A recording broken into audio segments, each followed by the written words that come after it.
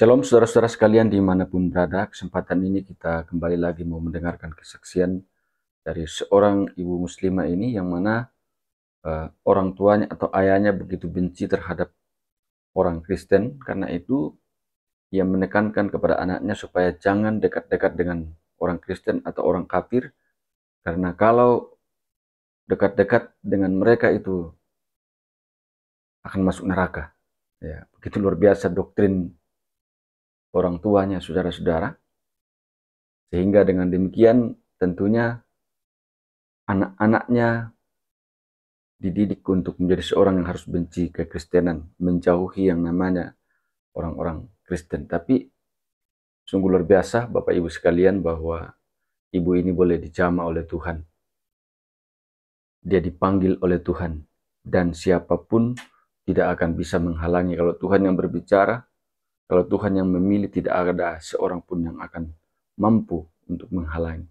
Sehingga dengan demikian ibu ini yang menceritakan perjalanan hidupnya sungguh luar biasa. Ia merasakan kasih Tuhan, ia merasakan penyertaan Tuhan, sehingga sampai saat ini ia betul-betul menjadi seorang yang taat di dalam Tuhan. Jangan lupa Bapak Ibu terus dukung channel ini dengan cara like, subscribe, dan share, supaya saudara terus mendapat notifikasi video-video terbaru dari saya, dan terlebih channel ini akan terus berkembang dan menjadi saluran berkat bagi banyak orang. Selamat menyaksikan.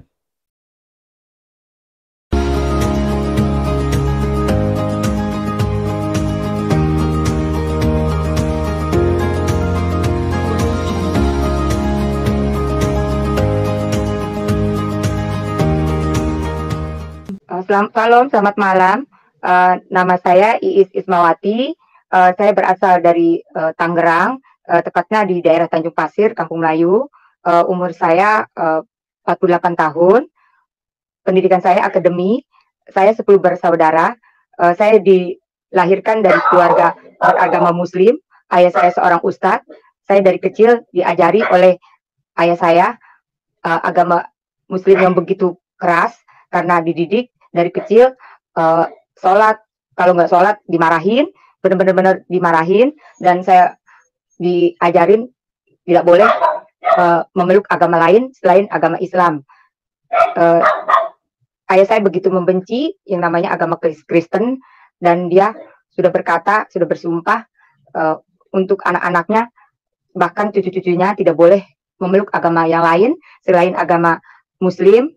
Tapi saya bersyukur, berterima kasih kepada Tuhan, dengan berjalannya waktu, saya bertemu dengan calon suami saya yang beragama Kristen, dan setelah berkeluarga, Tuhan memberikan kasih-Nya kepada saya dan menjamah saya melalui lagu, pujian yang begitu menyentuh hati saya, yang begitu terenyuh di hati saya. Saya mendengarkan lagu tersebut, tidak tahan mendengarnya, dan saya ingin ikut suami saya pergi ke gereja setiap minggu, dan saya mempelajari agama Kristen yang begitu. Dan saya mendengar waktu di gereja, setiap pendeta berbicara, khotbah, tidak pernah menghina agama-agama lain, dan dia memberitakannya dengan kasih. Bahkan dia tidak mengajak umatnya atau jemaatnya untuk membenci agama lain, tapi dia mengajarkan dengan kasih. Itu yang menyentuh hati saya, dan juga lain dengan ajaran agama yang saya itu, yang setiap hari saya dengar bahwa kita tidak boleh, bahkan dia membenci sekali namanya agama Kristen gitu loh, karena dia bilang itu kafir. Tapi saya bersyukur, berterima kasih, karena Tuhan telah menunjukkan kasih-Nya kepada saya, karena Tuhan telah menjamah saya. Terima kasih, saya bersyukur. Setiap di dalam pergumulan saya berdoa sama Tuhan, dan Tuhan juga menunjukkan kasih-Nya kepada saya, kepada keluarga saya, dan Tuhan telah memberikan mukjizat-Nya kepada saya. Ketika waktu suami saya sakit, suami saya disembuhkan oleh Tuhan, dan Tuhan menjamah doa-doa saya. Meskipun Tuhan dengan tetesan air mata, saya bersyukur, berterima kasih.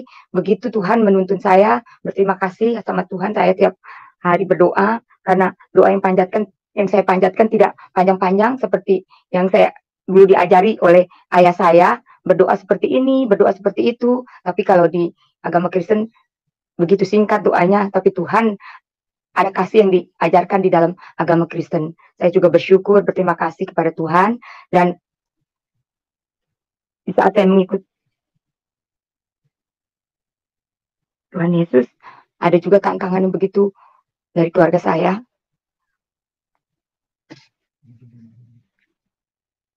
Saya sama suami saya tidak diterima oleh keluarga saya. Saya mau dibunuh, bahkan saya disuruh bercerai oleh keluarga saya karena mereka tidak terima saya ikut Tuhan. Bahkan saya dicoret dari ahli waris, tapi saya percaya sama Tuhan. Saya akan mengikut tetap jalan kebenaran, dan saya percaya Tuhan yang telah memberikan saya keselamatan. Dan juga saya bersyukur, berterima kasih sama Tuhan, karena Tuhan menunjukkan kasih-Nya setiap hari kepada saya, dan juga Tuhan yang menolong saya setiap hari di dalam pergumulan-pergumulan saya. Dan saya tidak seperti dulu, ajaran-ajaran yang diajarkan oleh ayah saya. Kalau meminta sesuatu, harus berdoa ini itu, melafalkan ayat-ayat Al-Quran. Tapi saya cuma meminta setiap hari sama Tuhan, berdoa. Yang saya suka ajaran agama Kristen, karena di dalam hatinya harus ada kasih Tuhan yang menjamah saya. Cuma hanya minta sama Tuhan, tuntunan dari Tuhan, dan itu yang setiap hari saya itu kan. Saya bersyukur, berterima kasih sama Tuhan. Tuhan pasti akan memberikan mukjizat yang kedua juga kepada saya. Mukjizat pertama telah diberikan kepada saya melalui suami saya. Suami saya sembuh dari sakitnya, dan Tuhan juga akan memberikan mukjizat yang kedua kepada saya. Saya tetap percaya sama Tuhan, saya tetap mengikut Tuhan, meskipun saya tidak mengikuti kata-kata kakak-kakak saya untuk berbalik kembali ke ajarannya lama, karena kakak saya menginginkan saya kembali sekarang untuk tetap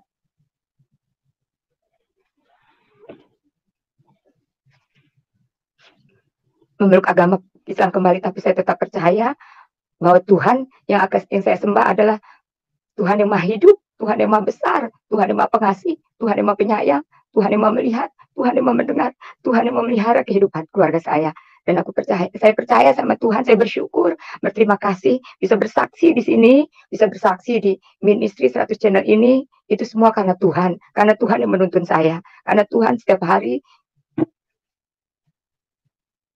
yang menunjukkan kasih-Nya kepada saya. Terima kasih saya kepada Pak Pendeta Yusuf Manubulu yang telah memberikan kepada saya kesempatan untuk bersaksi di channel ini. Saya berterima kasih. Saya akan menyatakan tetap mengikut Yesus sampai selama-lamanya, sampai saya mati. Saya akan serahkan hidup mati saya buat Tuhan. Meskipun keadaannya seperti apapun, saya tetap karena Tuhan yang akan mengasihi saya. Saya percaya sama Tuhan. Saya percaya karena Tuhan Yesus adalah Tuhan yang maha hidup. Tuhan yang satu-satunya. Bukan, tidak ada Tuhan yang lain yang saya sembah selain Tuhan Yesus. Saya bersyukur, berterima kasih sama Tuhan.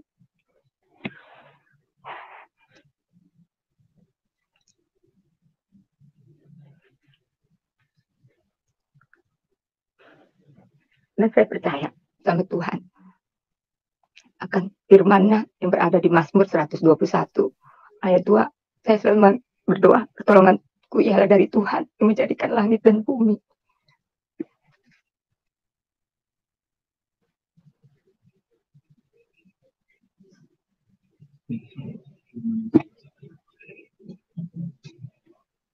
Saya juga bersyukur, berterima kasih sama Tuhan. Meskipun saya dihina, dicaci maki oleh keluarga saya bersyukur, berterima kasih karena ada pertolongan dari Tuhan yang menguatkan saya. Saya percaya sama Tuhan Yesus, karena Tuhan Yesus adalah Tuhan satu-satunya. Waktu saya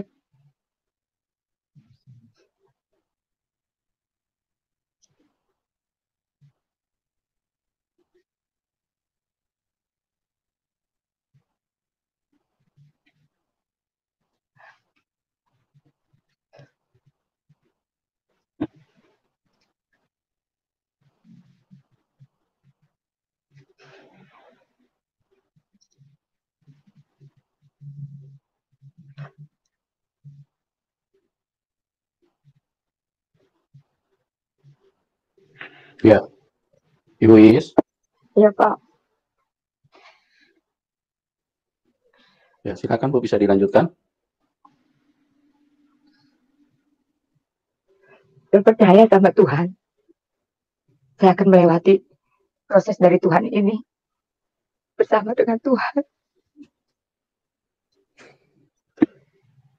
Saya percaya akan firman Tuhan, segala perkara dapat ditanggung di dalam Dia yang memberi kekuatan kepada saya. Ya, Bu Iis, Ibu waktu di Muslim dulu dididiknya seperti apa, Bu? Ibu bisa ceritakan secara lengkap ya supaya kesaksiannya bisa lebih dipahami oleh banyak orang. Di Muslim Ibu dididiknya seperti apa dulu? Saya di Muslim dididiknya seperti waktu dari kecil, masih kecil. Saya yang ngajarin sekali bapak saya ngaji, terus setelah itu ada lagi pengajian dididik. Kalau nggak sholat disiram, dikepugin. Mereka bilang kalau nggak sholat masuk neraka.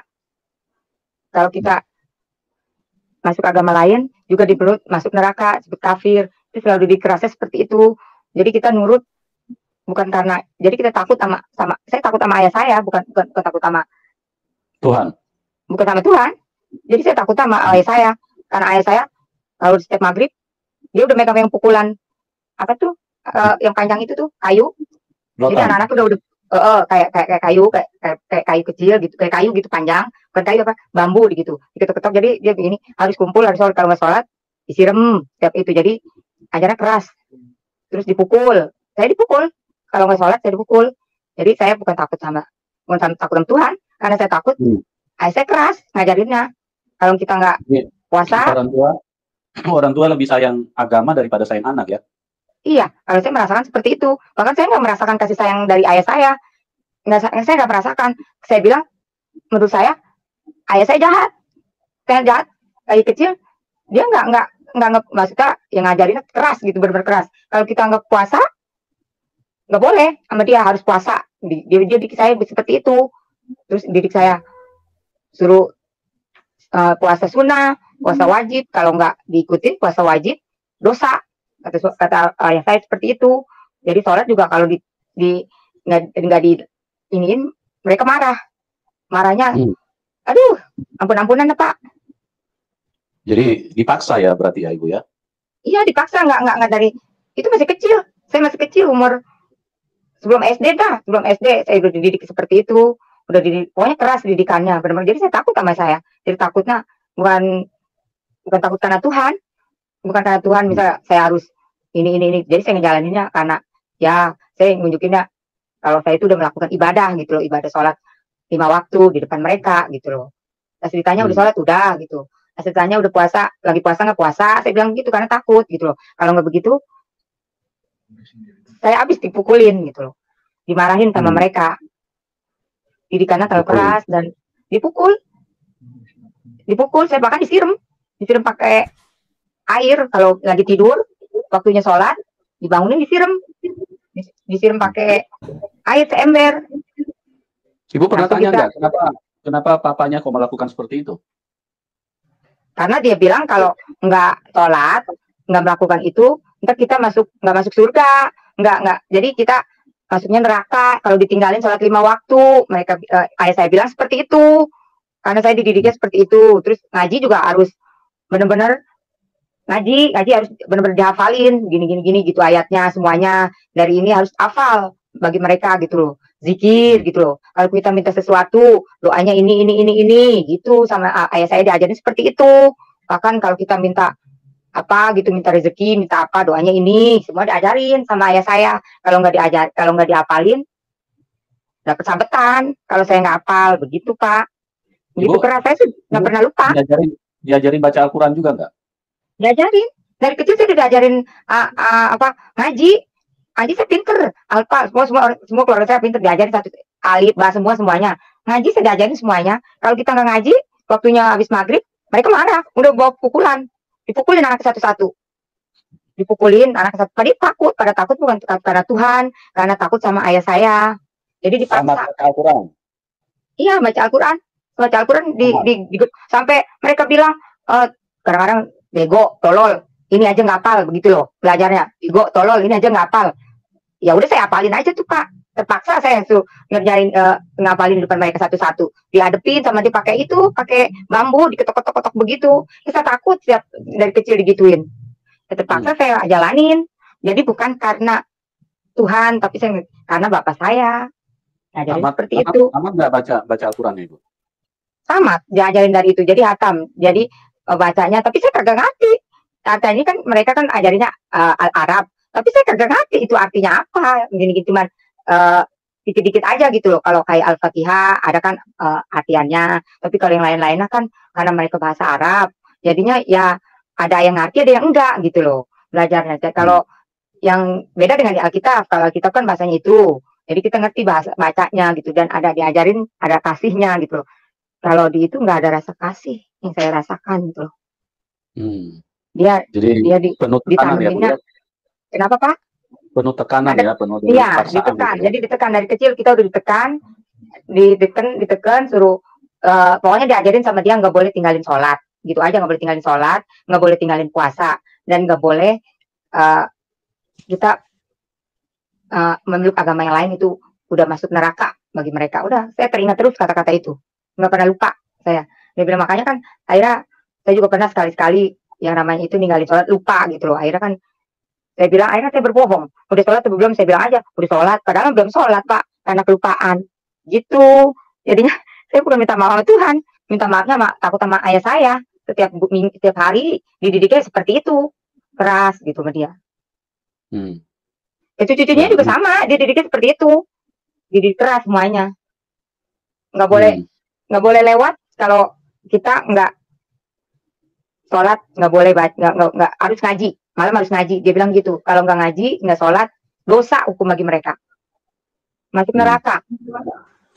Kalau lewat depan gereja, boleh? Itu nggak boleh, Pak. Bagi ayah saya itu nggak boleh. Kita masuk Kenapa nggak boleh? Kata dia kafir. Kata bapak saya kafir. Dan nggak boleh buru-buru lewat gereja, Pak. Kita nyebut itu aja nggak boleh sama bapak saya. Nyebut apa, Bu? Kita nyebut misalnya kita punya teman, ya kan? Bisa punya teman dia agama Kristen gitu ya. Terus kita bilang, kita assalamualaikum aja deh Pak, Dayani, maaf ya Pak. Kita assalamualaikum ke rumah yang agama Kristen. Misalnya kan kita orang Islam nih, kita assalamualaikum gitu ya. Itu nggak boleh Pak. Saya diajarin sama bapak saya. Ada bacaan lainnya disebutnya kafirun, dibilang jawabnya kita bilang aja salamnya kafirun gitu. Itu saya masih ingat kata dia, kalau kayak agama Kristen kita melangkahnya jangan pakai kaki kanan, pakai kaki kiri. Kalau masuk ke rumah yang orang Kristen, katanya kenapa, kafir. Kalau pakai kaki kanan memang kenapa? Kakinya langsung sakit apa? Saya nggak tahu, diajarin sama bapak saya seperti itu, katanya nggak boleh kaki kanan, kaki kiri, bapak saya yang bilanginnya begitu. Katanya itu mah buat orang kafir, buat orang Kristen. Kata papa saya begitu, saya masih ingat dari kecil diajarin seperti itu, dan nggak boleh masuk ke gereja, itu udah haram. Kata bapak saya, nggak boleh, itu udah haram Pak, katanya maksudnya udah kafir. Ya memang tidak masuk di akal ya. Jadi kok ada perbedaan antara kaki kiri dan kaki kanan? Kalau memang kaki kiri itu sebagai bentuk kenajisan, ya kenapa Tuhan ciptakan kaki kiri dan kanan? Ya kan? Kalau memang kaki kanan itu kaki yang khusus untuk kudus, untuk kebenaran, untuk Tuhan, ya ciptakan aja dua-dua kanan gitu loh. Nah ini kan memang tidak masuk di akal gitu loh, tidak masuk logika manusia. Oh, jadi Ibu kalau masuk rumah orang Kristen pakai kaki apa Bu? Pakai kaki kiri apa melompat? Pakai kaki kiri dulu, saya bilang al-kafirun gitu. Jadi kan berarti kan di dalam rumah itu orang kafir, jadi gitu. Jadi juga saya nggak ketok-ketok aja sampai pagi, nggak bisa. Saya nggak nyebutin assalamualaikum kalau itu ke rumahnya yang orang Kristen, nggak sebutin assalamualaikum gitu, enggak. Saya juga nggak tahu kenapa gitu loh. Saya juga nggak tahu Pak itu kenapa diajarin seperti itu gitu loh. Kok Ibu beda? Ibu gitu pernah bertanya-tanya nggak kenapa kok diajarin seperti ini? Saya bertanya Pak ke ayah saya, Bapak kenapa sih nggak boleh yang kita maksudnya ini sama orang Kristen, dia bilang tuh, maksudnya dia bilang nggak boleh, kata dia, itu dia orang kafir, kata dia, berarti kan dia mah nggak bakal masuk surga, kata dia gitu. Jadi kalau kamu bergaul sama dia itu katanya orang kafir. Oh gitu. Jadi nggak boleh keras, jadi nggak boleh dah dia bilang gitu. Saya dibilangnya seperti itu Pak, jadi sampai sekarang pun saya ingat. Pokoknya nggak boleh assalamualaikum ya. Gitu ya. Jadi kalau terima sesuatu dari orang Kristen bagaimana, Bu? Kalau diterima sesuatu dari orang Kristen, misalnya kita dikasih makanan, aku diterima aja, kata kayak saya diterima aja, tapi jangan Terus? dimakan, jangan dimakan. Ayah saya bilang Kenapa? jangan dimakan. Nggak tahu kata ayah saya itu najis. Najis. Iya, najis. Dia bilang najis. Ini juga kan tidak masuk di akal. Makanan itu kan ciptaan Tuhan, gitu loh. Dan Tuhan memberikan makanan itu kepada semua manusia, kok pakai najis segala macam ya? Aneh juga nih ajarannya. Iya, Bu. Terlalu keras, Pak, ajarannya waktu dari kecil saya ya, kalau iya, terlalu keras. Kalau kerasnya itu memang untuk membawa manusia kepada kebenaran, tidak apa-apa. Tapi kalau keras tidak masuk di logika, bagaimana tuh? Ibu pernah bertanya-tanya nggak? Ibu pernah bertanya-tanya nggak? Kok ajarannya, kok didikannya seperti ini ya? Saya juga tanya waktu itu ke bapak-bapak, kok ngajarnya begini sih keras gitu ya. Ngajarnya sih nggak boleh begini, nggak boleh begitu, kata aku gitu ya. Maksud saya gini kok, Ibu pernah bertanya-tanya nggak dalam hati, kok ajaran agama kok seperti ini ya? Oh iya, saya pernah bertanya, kok kayaknya berat gitu loh Pak. Maksudnya ini kok ngajarin ininya kok berat gitu, berat banget. Saya terus terang aja ya, kok ini kok ajaran agamanya kok berat sih saya ajarinnya.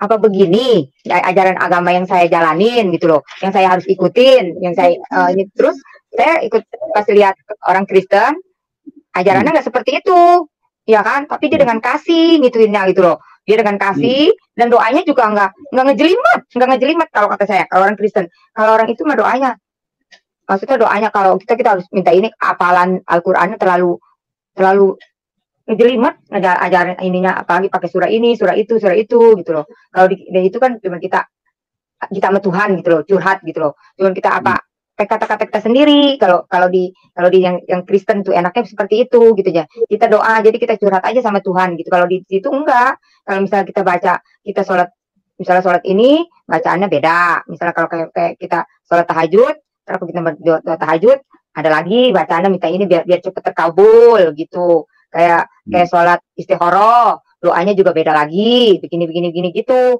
Jadinya gitu. Kalau ini kan enggak. Kalau yang saya rasakan ada damai, ada kasih, dan dia juga waktu ibadahnya enggak ngajarin jemaatnya ngajak untuk membenci, kebencian, tidak. Yang saya rasakan enggak misalnya waktu saya kalau ngedengerin ceramah di agama yang lalu diajarkan suruh membenci gini ya, kita kan suka ngedenger kok begini beda gitu. Kalau di Kristen yang saya rasakan nggak pernah pendetanya atau waktu khotbah dia bilang membenci agama ini enggak, dia malah merangkul, mengasihi gitu dengan kasih gitu loh. Dan misalnya kalau kita itu harus saling memaafkan gini kalau sana enggak, kita diajarkan untuk benci gitu loh. Ada rasa gimana sih kalau ceramah, kalau di agama yang lalu diajarkan begini gitu. Itu dari kecil saya seperti itu dididiknya.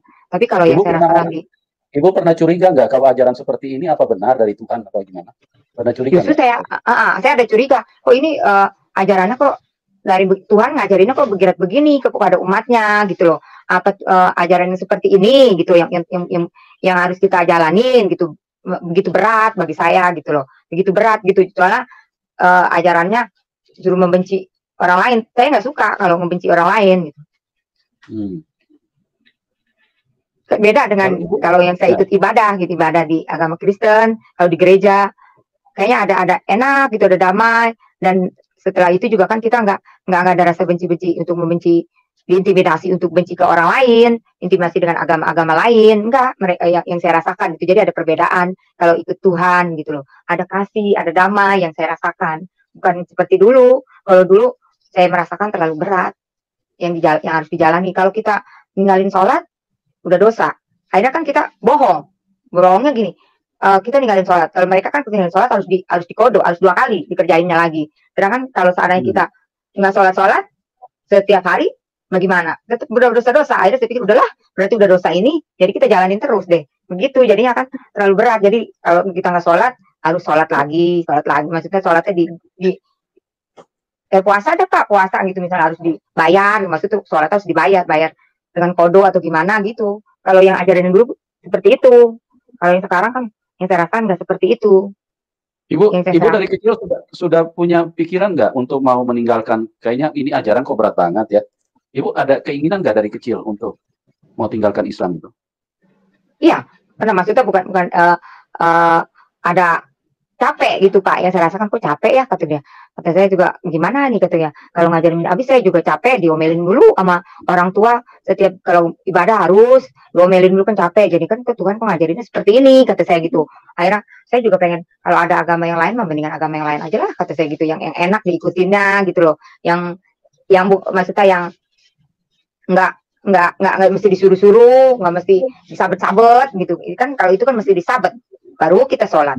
Mesti diguyur kalau kita ketiduran, diguyur pakai air seember, baru kita sholat. Kalau puasa terlalu berat, harus dikerjain. Masih kecil juga saya udah diajarin puasa dari umur 4 tahun atau 5 tahun ya saya diajarin puasa.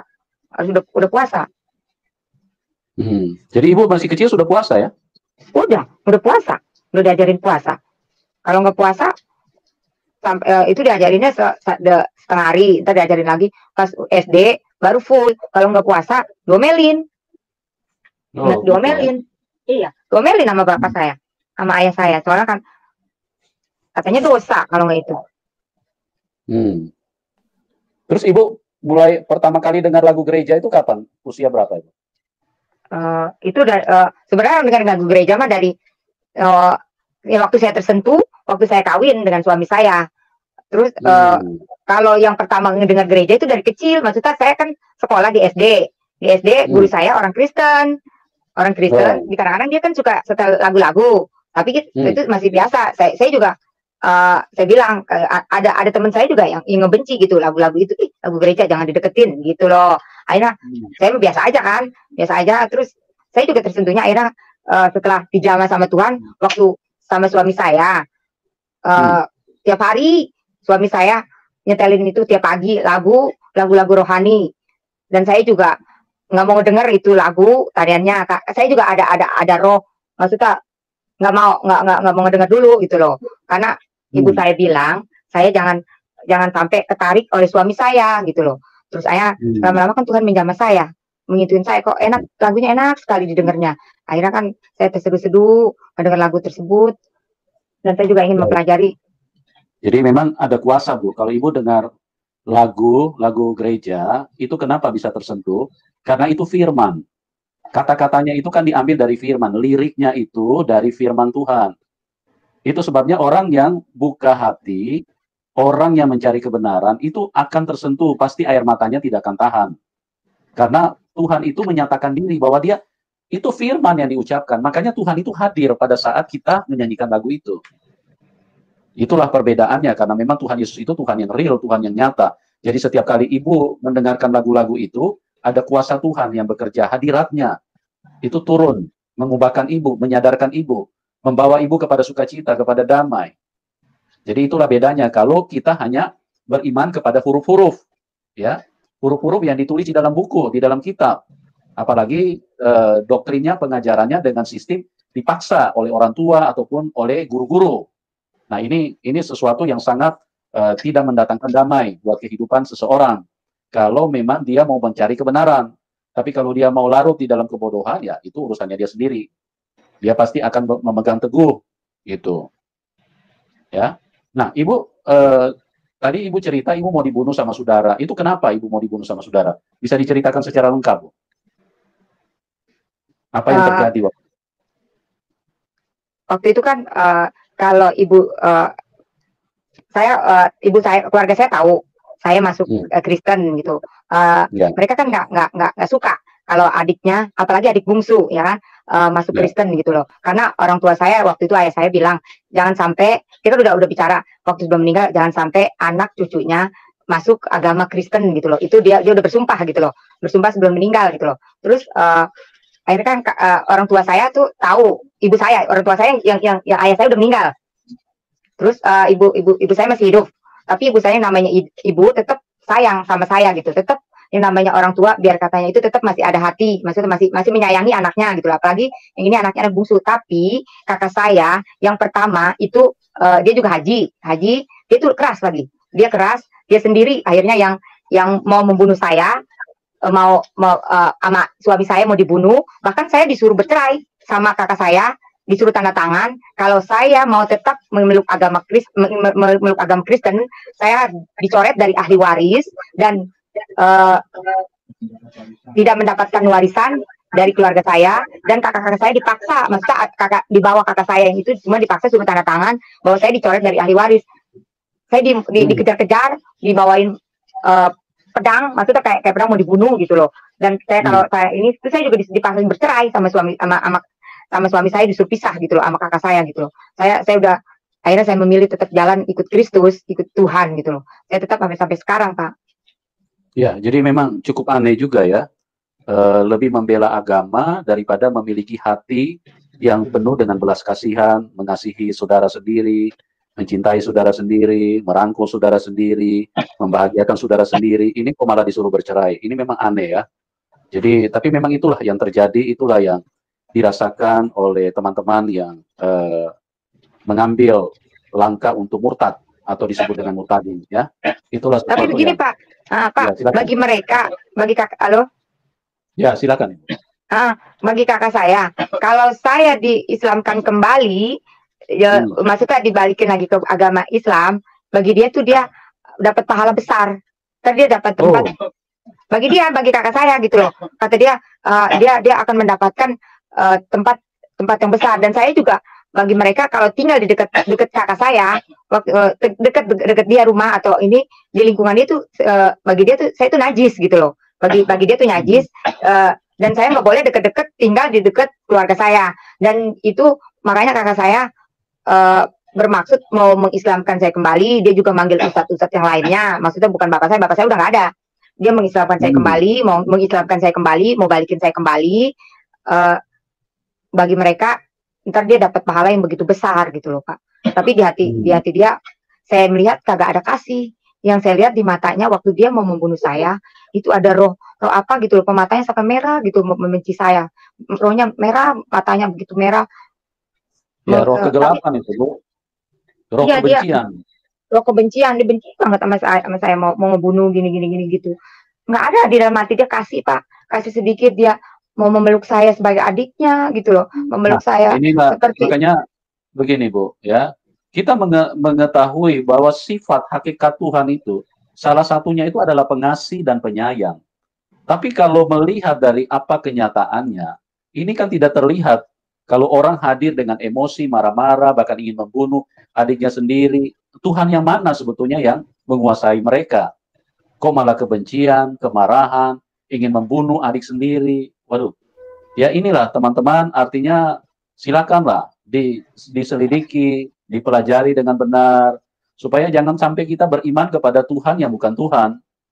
Kalau Tuhan yang benar itu dari hakikatnya itu kita bisa tahu. Salah satu sifat Tuhan itu dia pengasih dan penyayang. Itulah yang ada di dalam Tuhan Yesus. Sekalipun manusia membenci, mengolok-olok, bahkan meninggalkan Tuhan, Tuhan selalu datang dan merangkul, menyelamatkan, supaya mereka bisa kembali kepada kasih Tuhan. Ya, oke, silakan dilanjutkan, Bu. Terus? Terus kakak-kakak saya juga yang lainnya gitu loh. Dia kan menghina-hina gitu loh.